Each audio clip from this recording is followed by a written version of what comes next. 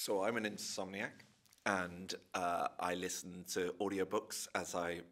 try and find my way through the night. And I was listening to Andrew Marr, his History of Britain, and he just talked about this incident where Winston Churchill and John Reith had this profound disagreement over the role of the BBC in publicising the strike, and it just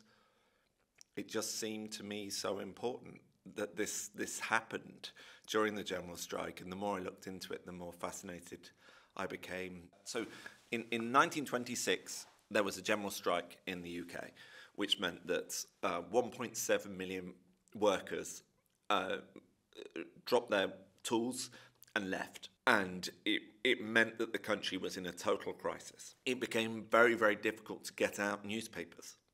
because the printers were on strike, because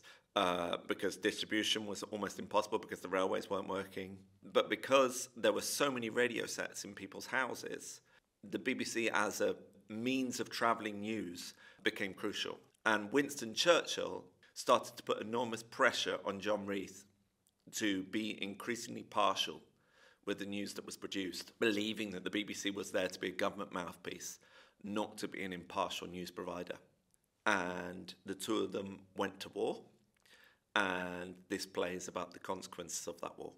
I think the 20s are hugely important in terms of where we are as a country. I think the birth of the BBC is an incredibly significant moment, and it's really, really important in terms of how our country's history was then managed, because how we talk about the news, as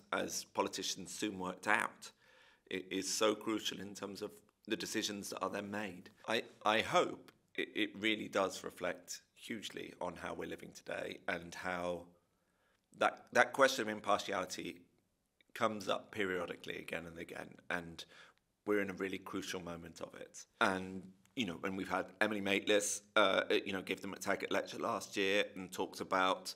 what impartiality should mean, what impartiality does mean,